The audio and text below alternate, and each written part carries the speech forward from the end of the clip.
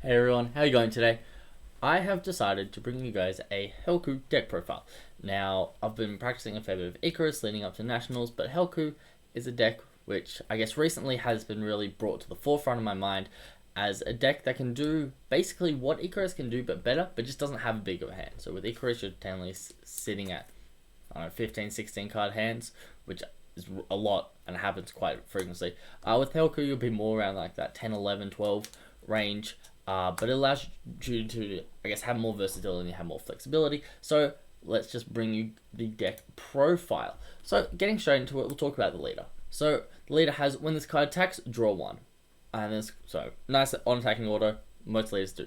Auto, if you have 2 or more energy, when a yellow battle card is revealed from the top of your deck, placed in the drop, and then played by that card's skill, you may draw 1, switch on your energy to active mode, then add cards from your life to your hand until you have 5 left. So it's like a pseudo awaken. It's not an actual awaken, so you'll still be pinged with stuff like Vegeta True Fighting Spirit, so be careful of that. But it's a pseudo awaken, so it's still quite nice. And the actual awaken is just a draw 2 if your life's at 4 or less. Now I know that auto on the front side leader was a bit tricky, but I'll explain it a bit more once we see the cards that actually play from the top of the deck. So on the back side, when this card attacks, draw 2, choose 1 card from your hand and place it on top of your deck, and then this card gains 5k power for the battle. So it's basically 20k on swing leader, similar to Icarus. So once again, that's like the same thing, being able to apply those 20k leader swings are really big. And then being able to draw 2 and then put 1 on top of your deck, it means, so you're not actually plussing 2 like Icarus will plus 2 each turn. However, you are able to, I guess, filter through a little bit better. And then activate main. Add up to 1 Android 18 Defender of Heroes from your deck to your hand, shuffle your deck, and then choose 1 card in your hand, place it on top of your deck, negate the skill for the game. So that activate main just searches your Unison, as we'll show off in 1 second. Then we've got the second activate main, which is once per turn, Spirit Boost 1, reveal the top card of your deck, and place it in your drop. So that activate main will trigger all your battle cards that play off, I guess, that top card effect, which is quite nice. Let's move on to the Unison though. I guess things aren't really going to make sense until I show all the pieces for the deck off. And then once I've showed off like the core of the deck, then I'll explain things in a bit more detail. So you've got the Unison Android 18 Defender of Heroes. Auto once per turn. When you remove a marker from this card using Spirit Boost skill, choose 1 of your opponent's battle cards and switch it to rest. That's a very nice Spirit Boost skill. Unfortunately, there's not too many cards at the moment that can Spirit Boost on your opponent's turn. Otherwise, you'll be able to just, for free, switch something to rest, but that's all good.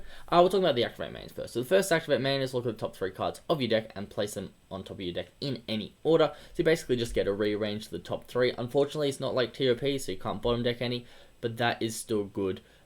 Just getting that knowledge of what cards we're about to draw is quite important. Can also be quite sad times. Sometimes when you look at top 3 and you're like, oh, my hand's not getting any better for a while.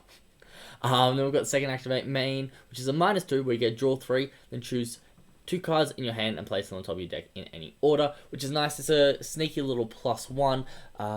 But yeah, that is the Unison for the deck. Now the Spirit Boost order goes very well with the next card I'm about to show. I'm just going to move cards out of the way. So the next one we have is we've got SS4 Son Goku the Brawler, which is this bad boy here.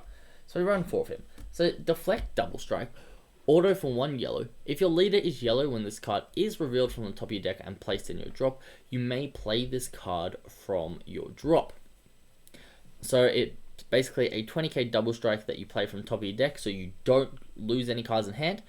And it's got to auto when this card is played, choose 1 of your opponent's battle cards in rest mode and KO it. So it pairs really nicely with our leader, because when you Spirit Boost, your Unison will then auto switch something to rest, and then this guy can KO it. So this is quite nice. It's basically getting KO anything, which we do like to see. Now this is one of the cards that we do run for us to awaken. However, I haven't built the deck to focus too much around getting that awaken off. I just think this is a very strong card, which is why we have it in the deck. So yeah, it's like Turtle's All Too Easy. That costs 1 energy essentially when you use it off the Spirit Boost skill. The next bad boy we have in here is we have 4 Self-Restraint Super Saiyan Son Goku. So it's a blocker, which is nice. It's got the same auto, so when it's revealed from top of your deck for 1 yellow, you can play it from your drop area. Then in second order, when this card is played, you get to draw one. Place up to one card from your hand on top of your deck, so you don't have to place a card, but you can if you want to. Then choose up to one of your opponent's battle cards and switch it to rest mode. So, very nice. We don't have anything to actually play any of these cards on your opponent's turn, so you're playing them all on your turn. But this guy being able 19k blocker that can switch something to rest, so like switch a blocker to rest, or really just switch anything to rest, so like your leader, for example, can swing into it, is quite nice. And then in addition to that, just being able to draw a card, which means you actually go +1 in hand because you are playing this from the top of your deck. It's not like you're going even like most cards that when you play draw your cards. So this actually lets you go +1 in hand, which is the main reason we have it in the deck. But these are just some nice, like a 19k swinger, even if you like ignore the blocker, 19k swinger for 1 energy that draws a card is really nice. And then your SS4, 1 energy 20k double strike that carries something rest. The very good cards, to say the least. Now, one of the main ways we play them is with a Trip to Hell, which we run 4 of. So activate main for 1 yellow. If your leader is a yellow Son Goku GT, which we are, we get to draw 2 cards, then choose 1 card in your hand, place on top of the deck, then reveal the top card of your deck, and place it in the drop. So that's for 1 yellow. So it's a 0 cost in general, but for 1 yellow we get to do that effect. So we can go even in hand, because this is -1 in hand, then we draw 2 +1, then choose 1 card now. Hand place on top of the deck, and then reveal it, whatever. So we can, for 2 energy, we go even in hand and be able to play one of these guys from the top of the deck, and then if we play the self-restraint, we draw a card. If we play the brawler, we've just gone even in hand, which is perfectly fine. So this is kind of like, this is the card that we use with this package. So this is all we run. There's a bunch of other cards. So there's a Pan, there's a Gohan and a Trunks, which can all also be played from the top of the deck, and they get played for free. However, I don't really see them as worthwhile cards, simply because I'm not really spirit boosting to get a free play blocker onto the field. In all honesty, I want something to actually come from my effects, and so that's quite nice. So for 1 energy, we got to go even in hand and get a threat on the board. However, we do have the second activate main, which is a limit 1. If your leader is a yellow Son Goku GT and you have 3 or more energy, you just get to reveal the top card of your deck and place it in your drop area. So you'll go -1 in hand, but you just get to then play these for their 1 energy each, which a lot of the time can be worth it. So a Trip to Hell is a very core part of this deck. Now, that's basically our whole Helku engine. We're not running any of the other cards.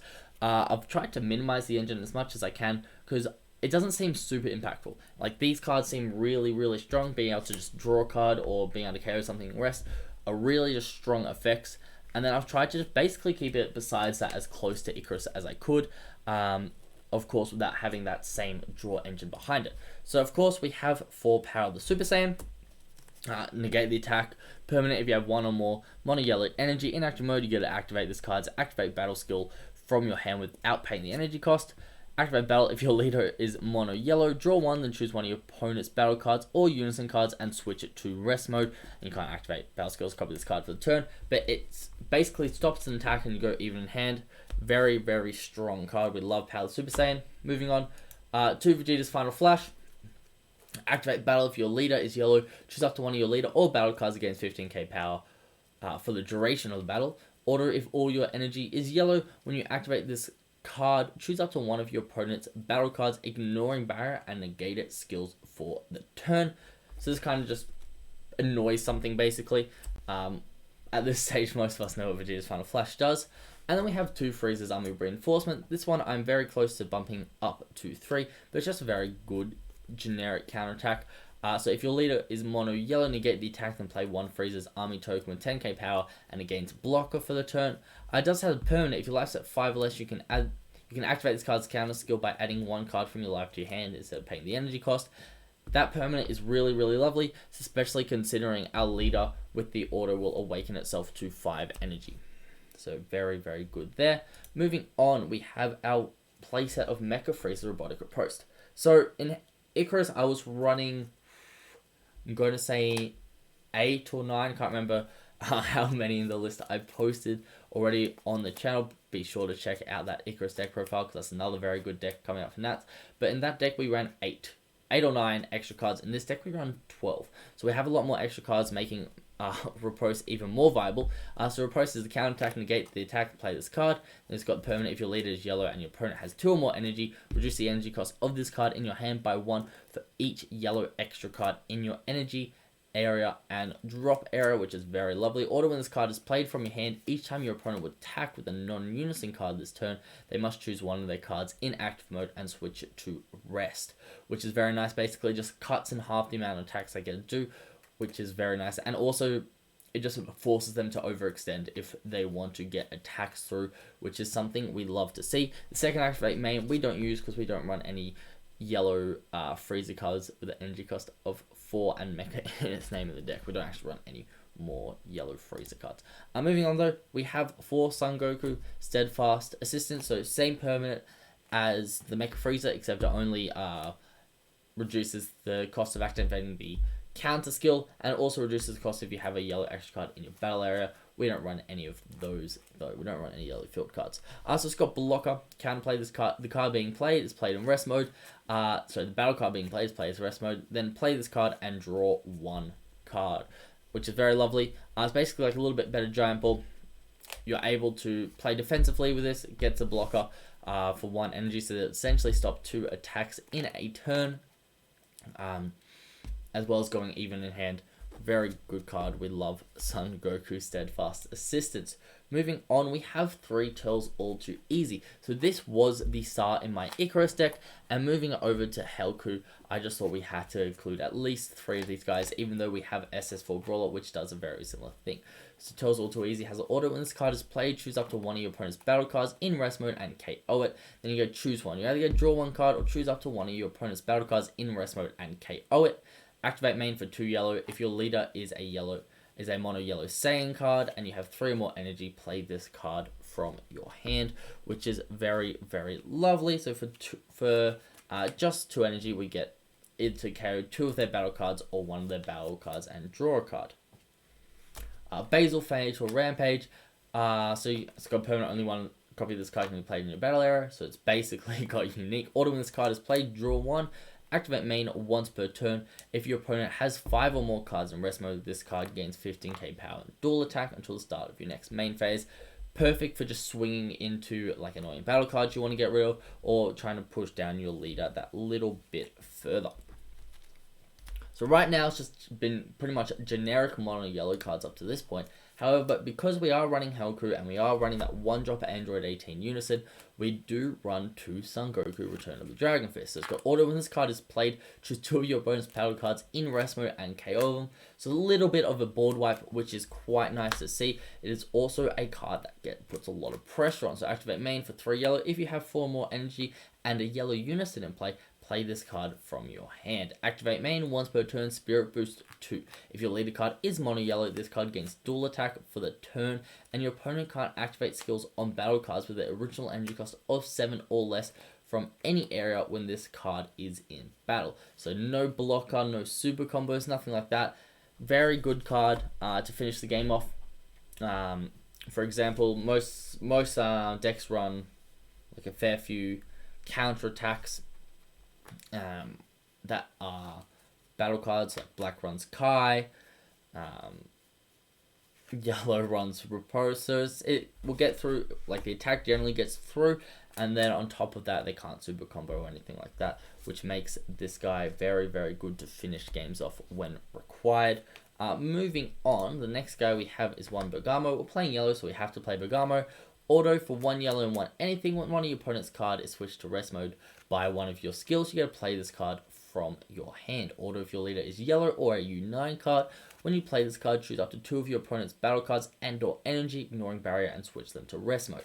So this basically just allows you to, on your opponent's turn, power the Super Saiyan rest 2 of their energies and nearly end their turn if you've cleared their board the turn before.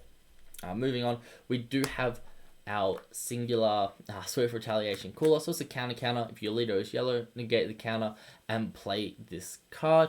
When you play this card, draw 1. Then if you have 6 or more cards in rest, you go draw 1 more. So this can essentially just be a +1 in hand, and you also get a counter to go through.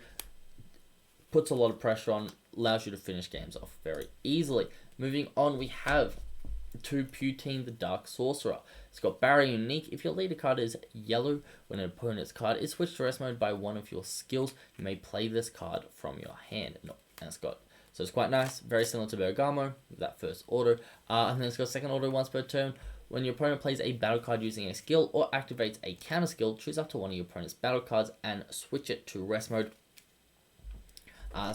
Basically just allows once per turn to just slow down your opponent, is essentially all it is, and that really does help in long matchups. Moving on though, we do have our one Overwhelm, which is an SS4 Bardock Fighting Cadence Fate. Overwhelm, dual attack for 6. That's it. That's all the keywords. Is a 25k dual attacker.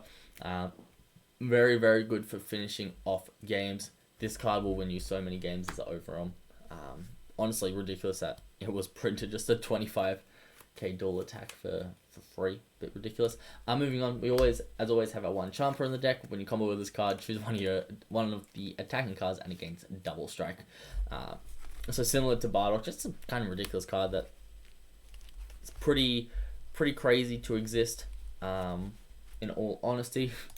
Then moving on, we do have our 4 super combos, which are 4 Krillin Moment before comeback. You can consider riding a Zamasu or 2 in this deck. However, because this deck does not draw anywhere near as much as Icarus, I do recommend having the 2 draw super combos, and being able to just bottom deck Unisons and stuff like that can help a lot.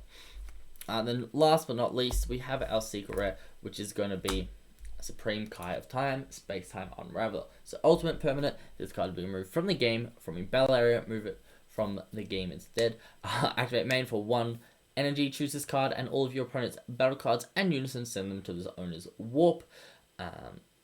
It's pretty nifty. Activate battle, but the activate battle is probably the part that makes it worthwhile, because you're never actually going to play this guy for 8, are you? Activate battle for 1 energy. If you have 3 or more energy, play this card from your hand.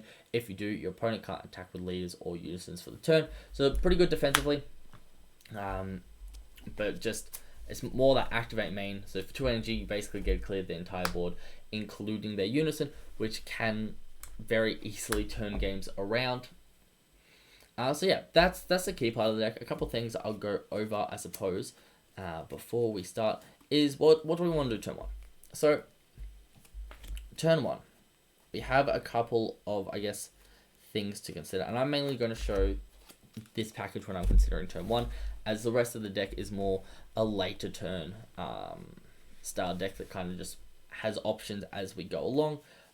So if we look at all this, there should be another one of those. Cool. So our Unison is a 1-drop Unison, so we can play it on turn 1. However, because it's only a 4k, it's quite easy for them to remove. So if you're playing against a deck like Soul Striker though, which you know is only going to get 1 swing, even if you go first or if you go second, they're only going to get 1 swing on the turn after your turn 1. You can happily play this. You tap 1 for this, plus it up to 2, so it goes up to 3 markers, and then you can kind of just sit there being ready to, I guess, to take a hit, and then for you on the next turn to basically use a trip to Hells to play one of these 8 cards. What's really good about getting this Unison down on turn 1 is being able to use the tick up to make sure that these are in your, let me moving down, but make sure these bad boys are in your near future, which is quite good. However, if you don't have this turn 1, you basically just leave that 1 energy open turn 1, because there's no other turn 1 plays besides Basil just to draw a card. No other turn 1 plays in the deck. So yeah, that's basically it. It's quite a good deck. I have been enjoying myself with it. It takes a lot of skill and practice to be able to utilize this package correctly, these 16 cards, and when to use basically your other cards in hand. Because if you're like every turn tapping a Unison and then playing this, you're basically paying 2 energy for this, because play your Unison Spirit Boost. So it's not always worth it. And then if you're activating main to kind of do the same thing, it's still not always worth it. So you got to be very careful in your resources. And I guess the scariest thing about it is it's reliant on a trip to hell ridiculously. Like it needs to see one of these by turn 2 every game, which can be a bit rough to see. But with the Unison, it helps being able to get them.